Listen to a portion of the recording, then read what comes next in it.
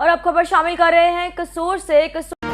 जी तो नाज़रीन, खबर शामिल करते हैं महर चांदवाला डिस्ट्रिक्ट कसूर थाना कंगनपुर में ईद के रोज़ शरपसंद नासिर, जमील, अंजम जट, एहसन जट, नबील जट, मोहम्मद अमीन की वाइफ और बहनों को तशद्दुद का निशाना बनाया और चार दीवारी का तकद्दुस पमाल करते हुए गरीब बहनों की इज्जतों को पमाल किया, लेकिन अभी तक थाना कंगनपुर में मुकदमा न दर्ज हो सका। IG पंजाब और DPO कसूर से मुकदमा दर्ज करने की अपील। जैसा कि आप स्क्रीन में देख सकते हैं कि किस तरह एक बूढ़ी अम्मा की इज्जत के साथ खेला जा रहा है, लेकिन अभी तक कार्रवाई न हो सकी।